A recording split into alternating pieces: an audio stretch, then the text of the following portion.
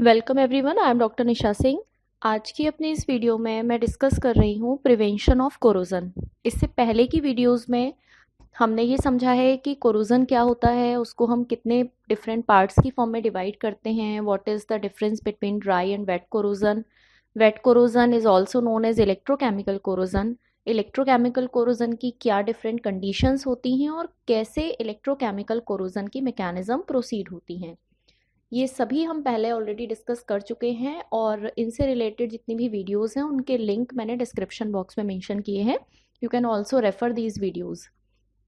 अभी आज की अपनी इस वीडियो में हम डिफरेंट मेथड्स ऑफ प्रिवेंशन की बात करेंगे, क्योंकि जो कोरोजन है ये कोरोजन हमारे एनवायरनमेंट में प्रेजेंट वेरियस गैसेस और डिफरेंट केमिकल्स या मॉइस्चर की प्रेजेंस में होता है। तो अगर हमें किसी भी मेटल के कोरोजन को रोकना है या उसको रिड्यूस करना है, रेट ऑफ कोरोजन को कम करना है, तो उसके लिए हमें कुछ प्रॉपर मेथड्स यूज करने पड़ते हैं। तो कुछ ऐसे मेथड्स हैं हमारे जो कि इन जनरल यूटिलाइज होते हैं और कुछ ऐसे मेथड्स हैं जो कि इंडस्ट्रियल लेवल पर बड़े बड़े ऐसे मटेरियल्स को प्रिवेंट करने के काम आते हैं जिनका यूटिलाइजेशन होता है। तो जो सबसे पहला मेथड है प्रिवेंशन ऑफ कोरोजन का, उसको मैं कंसिडर कर रही हूँ by proper designing. Proper designing का मतलब क्या है कि जो भी आर्टिकल हम यूज कर रहे हैं मेटल का बना हुआ, उसकी प्रॉपर डिजाइनिंग हम दो तरीके से कर सकते हैं। जो पहला पार्ट होता है प्रॉपर डिजाइनिंग में, वो पहला पार्ट हमारे पास होता है कि जो एनोडिक रीजन है या जो एनोडिक सरफेस एरिया है मटेरियल का, दैट शुड बी लार्ज। तो first point is anodic area should be large. अब इसका क्या मतलब है? मान लीजिए मेरे पास एक मेटल है, जो मेटल या कोई भी मेटल का बना हुआ मेरे पास एक आर्टिकल है जिसके दो पार्टीशन हैं, एक ये और एक ये। जो एक पार्ट है, ये पार्ट है हमारा एनोड, और जो दूसरा पार्ट है या कोई दूसरी मेटल इसके साथ कनेक्टेड है, ये है हमारे पास कैथोड। और इस पूरे के पूरे जो मटेरियल है उसका एक्सपोजर किसी एक पर्टिकुलर एरिया के अंदर है, यानी इस एरिया के अंदर हमारी ये मेटल रखी हुई है, जिस मेटल में एक रीजन एनोड है और दूसरा कैथोड है। एनोडिक एरिया यहाँ पर हमें कैथोड के कंपैरिजन में बड़ा दिख रहा है। तो इसका क्या मतलब है कि ये जो पूरा का पूरा एनवायरनमेंट इसके आसपास प्रेजेंट है, चाहे ड्राई कोरोजन हो रहा हो या वेट कोरोजन हो रहा हो, इस पूरे कोरोजन का इफेक्ट इस इतने बड़े सरफेस एरिया पर होगा। जबकि इसके कंपैरिजन में अगर हम इसी मेटेलिक मटेरियल की एक दूसरी डिजाइन को कंसीडर करें, जिस डिजाइन में जो एनोडिक रीजन है ये हमारे पास छोटा है और इसके कंपैरिजन में जो कैथोडिक रीजन है ये हमारे पास बड़ा है, तो अब इस कंडीशन में ये एनोड और ये कैथोड, ये जो भी मटेरियल हमारे पास है, जो भी आर्टिकल हमारे पास है, उसका सराउंडिंग एनवायरनमेंट सेम है। सेम कंडीशंस हैं जो हमारी इस कंडीशन नंबर 1 में थी और सेम कंडीशंस हमारी इस 2 में है। अब ये एनोडिक रीजन छोटा है, तो दैट मीन्स इस पूरे एनवायरनमेंट में जितने भी कोरोजिव रीजन्स हैं, चाहे वो रीजन्स हमारा मॉइस्चर हो, एयर हो या कोई और केमिकल हो, उस सब का इम्पैक्ट हमारे इस छोटे सरफेस एरिया पर पड़ेगा। तो दैट मीन्स इस बड़े सरफेस एरिया के कंपैरिजन में ये जो छोटा सरफेस एरिया है, इसमें रेट ऑफ कोरोजन इंक्रीज हो जाएगा। तो that means anodic area should be large. जितना बड़ा एनोडिक एरिया होगा उतना ही इफेक्ट या रेट ऑफ कोरोजन उसमें कम होगा। तो in first condition rate of corrosion is less than second condition, और जो सेकेंड कंडीशन है उसमें रेट ऑफ कोरोजन ज्यादा होगा। That means rate of corrosion is more than condition number 1। तो ये तो पहला मेथड है प्रॉपर डिजाइनिंग का। अब इसके साथ ही दूसरा पॉइंट हम कंसिडर करते हैं प्रॉपर डिजाइनिंग के केस में कि जो भी आर्टिकल हमारा बना हुआ है, उस आर्टिकल का जो स्ट्रक्चर है वो ऐसा होना चाहिए कि उसके एजेस जो हैं वो शार्प ना हो, यानी there should be such kind of design which reduces direct attack of moisture। अब इसको कैसे समझेंगे? मान लीजिए ये हमारे पास एक बेस है, जिस बेस के ऊपर हमारा कोई आर्टिकल रखा हुआ है। सपोज इस आर्टिकल की शेप इस तरीके की है, तो इस शेप का नुकसान क्या होगा? इस शेप में इस रीजन पर मॉइस्चर इकट्ठा होगा, इस रीजन पर मॉइस्चर इकट्ठा होगा, इस रीजन पर होगा और इस रीजन पर होगा, यानी जितने भी एजेस हैं ये एजेस हमारे शार्प हैं। शार्प एजेस पर मॉइस्चर का अटैक सबसे ज्यादा होता है। तो इस डिज़ाइन को हम कंसिडर करते हैं एक बैड डिज़ाइन की फॉर्म में। जबकि इसके कंपैरिजन में अगर हम एक दूसरी डिज़ाइन लें जिसमें जो हमारे एजेस हैं वो शार्प की जगह ब्लंट एजेस हों, तो इस पर्टिकुलर पोर्शन पर, ये जो पूरा पोर्शन है हमारा, इस पोर्शन पर मॉइस्चर रुकेगा नहीं, वो मॉइस्चर फ्लो कर जाएगा। हालांकि इसके कॉर्नर्स में मॉइस्चर का कांटेक्ट होगा, but in comparison to this first one design, ये डिज़ाइन कैसी है हमारी? गुड डिज़ाइन है। ऐसे ही अगर हम किसी एक आर्टिकल की बात कर रहे हैं जिसकी शेप सपोज इस तरीके की है, तो इसमें इतने सारे अलग अलग पॉइंट्स हैं जिन पॉइंट्स पर मॉइस्चर का अटैक मैक्सिमम कंडीशन में होगा। तो इससे बचने के लिए क्या करना चाहिए? इससे बचने के लिए इस डिज़ाइन में जितने एजेस हैं उनको हल्का सा ब्लंट कर देना चाहिए। जितने ब्लंट होंगे उस ब्लंट पोर्शन में कोई भी मॉइस्चर कंटेंट रुकेगा नहीं। तो जितना मैक्सिमम हम अपनी डिज़ाइन को गुड या पुअर या बैड और गुड डिज़ाइन की फॉर्म से इम्प्रूव कर सकते हैं, उस तरीके की डिज़ाइनिंग को हमें प्रेफर करना चाहिए। तो this was the first prevention of corrosion. इसके बाद आगे बढ़ते हैं अपने सेकेंड मैथड की तरफ। हमारा जो सेकेंड मैथड है, this is using metal alloy. Metal alloy use करने का मतलब क्या है? मेटल एलॉयज होते हैं combination of more than one metal, जिसमें जो दूसरी मेटल मिलाई जा रही है उस मेटल का रेट ऑफ कोरोजन कंपैरेटिवली कम होता है। तो with the help of using of these metal alloys we can reduce the rate of corrosion. तो इसको हम मेंशन कर सकते हैं, rate of corrosion being reduced by using metal alloy. और एग्जाम्पल के लिए जो एलॉय के लिए हम मेटल यूज करते हैं उसमें हमारे पास जो सुटेबल मेटल है उसमें क्रोमियम सबसे सुटेबल मेटल होती है। Chromium is best alloying metal. अगर हम कंसिडर कर रहे हैं किसको? आयरन को या स्टील को। जितना भी इंडस्ट्रियल लेवल पर मेटल्स यूज की जाती हैं किसी कंटेनर को बनाने में या किसी बड़े प्रोसेस के लिए, उसमें इन जनरल हमारी आयरन या स्टील यूज की जाती है। तो उन सब के लिए जो बेस्ट एलॉइंग मेटल है that is chromium. But chromium के अलावा हम और भी ऐसी मेटल्स यूटिलाइज कर सकते हैं जो कि कॉम्बिनेशन में रेट ऑफ कोरोजन को रिड्यूस करती है। इसके बाद नेक्स्ट पॉइंट हमारे पास आता है बाय मॉडिफाइंग द एनवायरमेंट।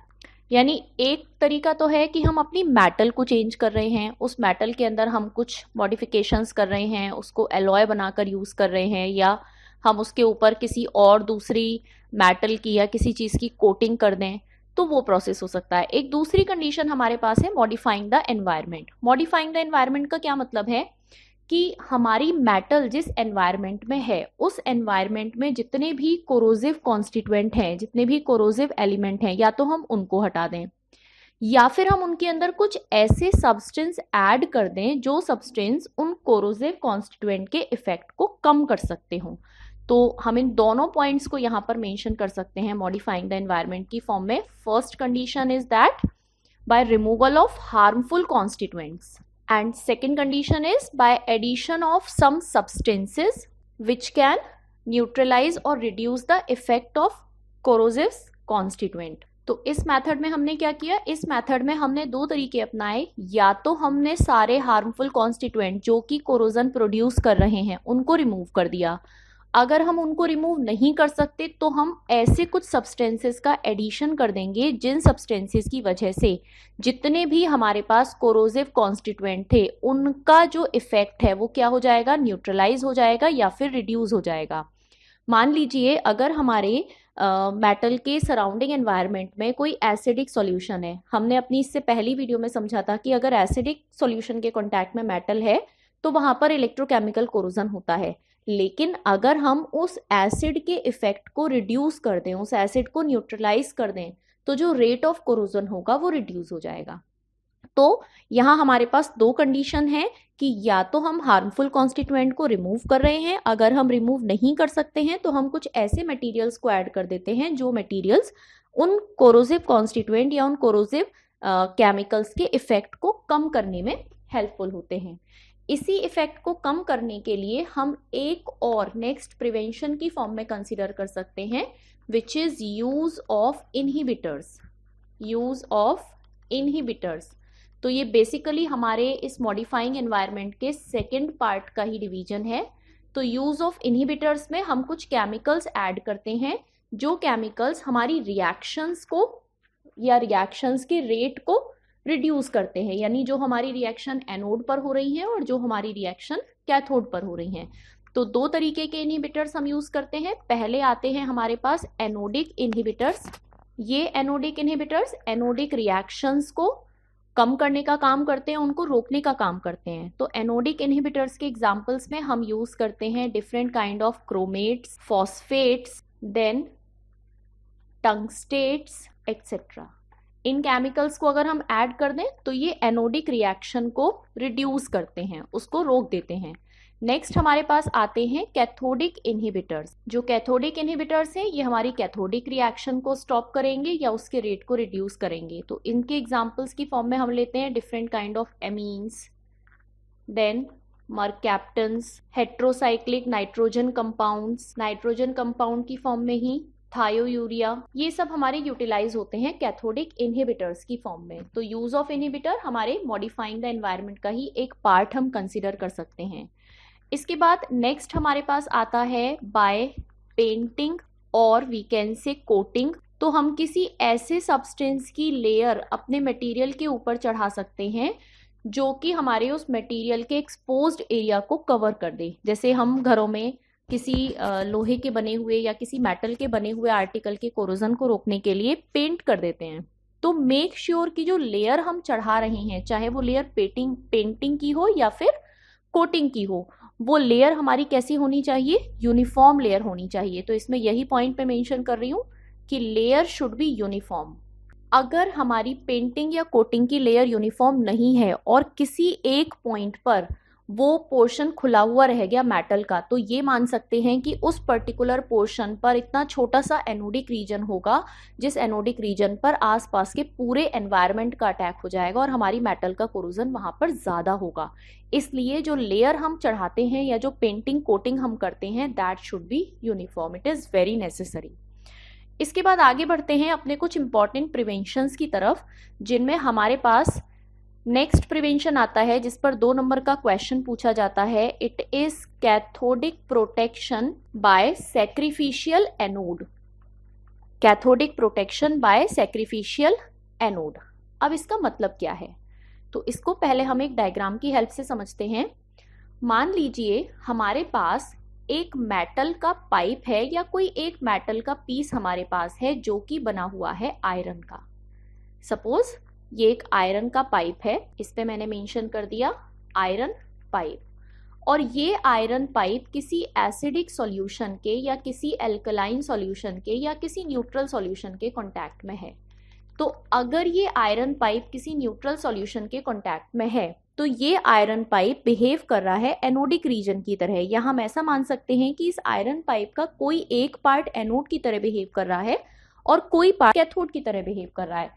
तो दैट मीन्स इस आयरन पाइप के रेस्पेक्ट में अगर हम रिएक्शन को कंसीडर करें तो इस आयरन पाइप के एनोडिक रीजन पर मेटल का कोरोजन होगा। लेकिन अगर हम इस मेटल के साथ किसी एक दूसरी मेटल को कनेक्ट कर दें, सपोज इस मेटल के साथ मैंने एक वायर की हेल्प से एक दूसरी मेटल को कनेक्ट कर दिया, एक ऐसी मेटल जिसका नेचर हमारे आयरन के कंपैरिजन में ज्यादा एनोडिक है। अभी जब तक हमने इस वायर को कनेक्ट नहीं किया था तब तक हमारा जो आयरन पाइप है ये एनोड की तरह बिहेव कर रहा है, लेकिन जैसे ही हमने एक दूसरी मेटल को इसके साथ कनेक्ट कर दिया तो ये मेटल अब एनोड की तरह बिहेव करेगी। तो मान लीजिए अगर मैंने एक मैग्नीशियम मेटल के पीस को इस आयरन पाइप के साथ अटैच कर दिया, तो इसका क्या मतलब है कि जो मैग्नीशियम है इसका नेचर है आयरन से ज्यादा एनोड, यानी this is more anodic than iron and this is less anodic. तो अब अगर 2 एनोड हैं जिसमें से एक का एनोडिक नेचर ज्यादा है, दूसरे का एनोडिक नेचर कम है, तो जिसका एनोडिक नेचर कम है ये मेटल बिहेव करने लगती है कैथोड की तरह, यानी अब ये जो आयरन पाइप है ये बिहेव करेगा कैथोड की तरह। अब कोरोजन कहाँ होगा, कोरोजन हमेशा होता है एनोडिक रीजन पर, यानी अब कोरोजन होगा इस मैग्नीशियम मेटल पर, आयरन मेटल पर कोई कोरोजन नहीं होगा। तो ऐसी मेटल जो कि अटैच होने के बाद हमारी मेन मेटल जो हमने कंसीडर की आयरन पाइप की, हमारी मेन मेटल है, इसका कोरोजन हमें रोकना है। इसके कोरोजन को प्रोटेक्ट करने के लिए हमने इस मेटल को किस फॉर्म में कन्वर्ट कर दिया, हमने इसको कन्वर्ट कर दिया कैथोड में। इसीलिए इस मेथड का नाम है कैथोडिक प्रोटेक्शन। इसीलिए इस मेथड का नाम है कैथोडिक प्रोटेक्शन, यानी कि हम अपनी एनोडिक मेटल को कैथोड में कन्वर्ट कर देते हैं। कैसे कर देते हैं कन्वर्ट कैथोड में? उसके साथ एक ऐसी मेटल जोड़ देते हैं जिसका नेचर उससे ज्यादा एनोडिक हो। अब जो ज्यादा एनोडिक नेचर की मेटल है, वो एनोडिक नेचर की मेटल एनोड की तरह बिहेव करने लगती है और उसका कोरोजन होता है, हमारी कैथोडिक मेटल का कोरोजन नहीं होता। तो इस एनोडिक मेटल को, जिसका नेचर ज्यादा एनोडिक है, इस मेटल को हम कहते हैं सैक्रिफिशियल एनोड। सैक्रिफिशियल का मतलब सैक्रिफाइस होना, अपने आप का बलिदान करना। तो हमारी ये जो मैग्नीशियम मेटल है, ये अपना बलिदान करती है इस आयरन मेटल के लिए। दैट मीन्स इसका कोरोजन अब हो जाता है और आयरन मेटल हमारी सेव हो जाती है। तो इस मैग्नीशियम मेटल को हम क्या कंसीडर करते हैं? इस मैग्नीशियम मेटल को हम कंसीडर करते हैं इट इज सैक्रिफिशियल एनोड। तो हमने क्या किया? हमने एक मेटल को कोरोजन से बचाने के लिए उसे एक ऐसी मेटल के साथ कनेक्ट कर दिया जिस मेटल का नेचर उस मेटल से ज्यादा एनोडिक है। इस एनोडिक नेचर के लिए हम मैग्नीशियम ले सकते हैं, हम जिंक ले सकते हैं, हम एल्यूमिनियम ले सकते हैं।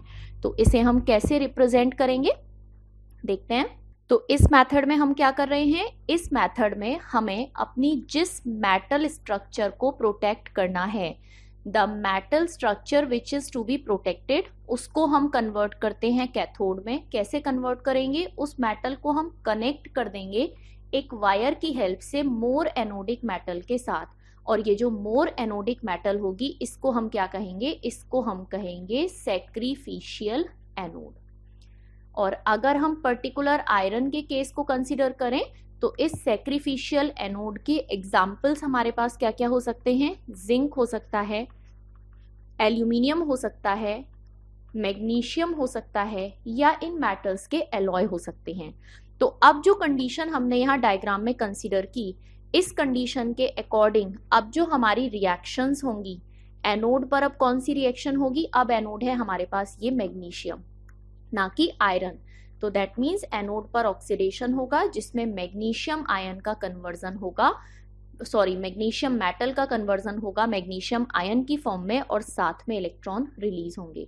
तो दैट मीन्स अब एनोड पर हुआ ऑक्सीडेशन, इसका मतलब कोरोजन कहाँ हो रहा है? एनोड पर हो रहा है कोरोजन, और हमारे कैथोड पर कोई कोरोजन प्रोसीड नहीं हो रहा है। तो इस पर्टिकुलर कंडीशन के अकॉर्डिंग अब अगर सपोज हम रिएक्शन लिख रहे हैं कैथोड की, तो ये रिएक्शन डिपेंड करती है हमारे इस आउटर एनवायरनमेंट पर कि हमारा ये एक्वस सॉल्यूशन कैसा है। अगर मान लीजिए हमारे पास ये एक न्यूट्रल सॉल्यूशन है, तो उस न्यूट्रल सॉल्यूशन के केस में हमारी जो रिएक्शन होगी, उस रिएक्शन में जो न्यूट्रल सॉल्यूशन के अंदर ऑक्सीजन प्रेजेंट होगी, ये ऑक्सीजन वाटर के साथ रिएक्शन करके इलेक्ट्रॉन्स को गेन करेगी और हाइड्रोक्सिल आयंस की फॉर्मेशन करेगी। लेकिन अगर ये मीडियम न्यूट्रल की जगह एसिडिक होगा, तो उस एसिडिक कंडीशन में हाइड्रोजन गैस रिलीज होगी। तो ये रिएक्शन कैथोडिक जो है, ये रिएक्शन डिपेंड करती है हमारे आउटर एनवायरनमेंट के ऊपर कि रिडक्शन रिएक्शन हमारी किस तरीके से प्रोसीड होनी है। तो अपने इस प्रोटेक्शन मेथड में हम अपनी रिएक्शंस को भी कंसीडर करते हैं। बस क्या पॉइंट हमें याद रखना है कि हमारी जो मेटल है उसको सेव करने के लिए हमने उस मेटल को कन्वर्ट कर दिया एनोड से कैथोड में, और कैथोड पर कभी कोरोजन नहीं होता। कोरोजन कहाँ होता है? कोरोजन होता है एनोड पर। बिल्कुल इसी के कंटिन्यूएशन में एक पॉइंट और मैं यहाँ मेंशन कर दूं, इस प्रोसेस पर 2-2 नंबर के क्वेश्चंस पूछे जाते हैं एग्जाम में कि हमारे पास एक अंडरग्राउंड पाइपलाइन है, उसके साथ हमने मैग्नीशियम वायर को अटैच किया, या जो समुद्र में पानी के जहाज होते हैं यानी शिप, उनके बेस में, जिसको हम हल कहते हैं, कि शिप हल पे हम किसी मेटालिक मेटल को क्यों उसके साथ कनेक्ट करते हैं, जिंक के ब्लॉक्स को या एल्यूमिनियम के ब्लॉक्स को। तो रीजन इज हियर कि वो सभी मेटल के जो ब्लॉक्स हैं वो बिहेव करते हैं सैक्रिफिशियल एनोड की तरह, जिसकी वजह से हमारी मेन मेटल, चाहे वो शिप हल हो चाहे वो आयरन पाइप हो, वो बिहेव करने लगती है कैथोड की तरह। इस कैथोडिक प्रोटेक्शन में ही हम एक और टाइप के प्रोटेक्शन को कंसीडर करते हैं। तो नेक्स्ट पॉइंट की फॉर्म में उसको कंसीडर कर रही हूँ, जिसको हम कहते हैं इम्प्रेस्ड करंट। यानी इस प्रोटेक्शन मेथड में भी हम अपनी एनोड को किस में कन्वर्ट करेंगे, कैथोड की फॉर्म में कन्वर्ट करेंगे। लेकिन कैसे कन्वर्ट करेंगे, with the help of impressed current. Impressed current का मतलब क्या होता है कि हम अपनी मेटल के अंदर ऑपोजिट डायरेक्शन से करंट फ्लो कराते हैं। अगर हम कंसिडर करें कि हमारे पास एक रीजन है एनोड और एक रीजन है कैथोड। अगर हम एक सिंपल सेल रिएक्शन की बात करें तो एनोड से कैथोड की तरफ होता है फ्लो ऑफ इलेक्ट्रॉन, ये प्रोसेस होता है, और कैथोड से एनोड की तरफ होता है फ्लो ऑफ करंट। ठीक है, अब हमें क्या करना है कि ये जो फ्लो ऑफ करंट कैथोड से एनोड की तरफ है, हमें इसके ऑपोजिट डायरेक्शन से करंट फ्लो कराना है। यानी हम किसी आउटर सोर्स की हेल्प से एक करंट पास करेंगे जबरदस्ती। जिस जबरदस्ती पास करने वाले करंट को हम कहते हैं इम्प्रेस्ड करंट। तो इसको मैं करंट की जगह इम्प्रेस्ड करंट भी मेंशन कर सकती हूँ। हम इम्प्रेस्ड करंट पास करेंगे ऑपोजिट डायरेक्शन से, यानी एनोड से कैथोड की तरफ। तो उस केस में क्या होगा, जब करंट इस नेचुरल करंट जो फ्लो हो रहा है इस नेचुरल करंट के बराबर हो जाएगा तो इलेक्ट्रॉन फ्लो रुक गया, यानी करंट फ्लो रुक गया। जब ये बराबर के बाद एक्सेस अमाउंट में होगा तो अब ये कंडीशन रिवर्स हो जाएगी। उस रिवर्स कंडीशन के अकॉर्डिंग हमारी इस इम्प्रेस्ड करंट को पास करने के बाद में जो हमारा एनोड है और जो हमारा कैथोड था, अब करंट की डायरेक्शन ऑपोजिट हो गई। तो सॉरी, जो हमारा एनोड था ये एनोड हमारा कन्वर्ट हो जाएगा कैथोड की फॉर्म में। This anode will convert into cathode and this cathode will convert into anode. अब इस कंडीशन में जो एनोडिक मेटल हमारे पास थी वो तो कन्वर्ट हो गई कैथोड की फॉर्म में, दैट मीन्स इसका प्रिवेंशन हो गया, और इसके साथ जो दूसरी मेटल जुड़ी हुई थी उसका कोरोजन स्टार्ट हो गया। तो हमारा मोटिव क्या है, हमारा मोटिव है अपने इस एनोड को सेव करना। उसको सेव करने के लिए बेशक हम इसके साथ जुड़ी हुई दूसरी मेटल का कोरोजन कर दें, तो हमें अपना मेन मोटिव जो पूरा करना है वो इस एनोड को सेव करने के लिए करना है। क्या बताया मैंने इसमें कि इस मेथड में हम ऑपोजिट डायरेक्शन से करंट पास करते हैं with the help of N external source of current, जो कि पहले हमारे इस कोरोसिव करंट को नलिफाई करता है, यानी उसको इक्वल करके स्टॉप करता है, और फिर एक्सेस अमाउंट में करंट पास करने पर इस एनोड के नेचर को बदल के किस में कर देता है, कैथोड की फॉर्म में कन्वर्ट कर देता है। देखते हैं इसको कैसे लिख सकते हैं।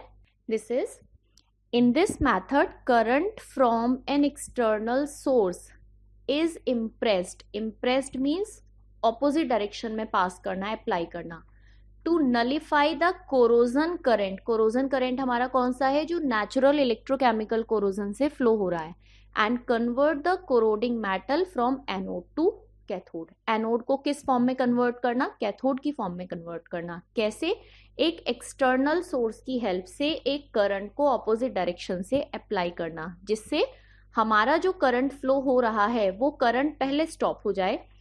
ये हमारे करंट फ्लो की डायरेक्शन है, हमने ऑपोजिट डायरेक्शन से करंट फ्लो करा, तो एक कंडीशन आई जब ये दोनों इक्वल हैं।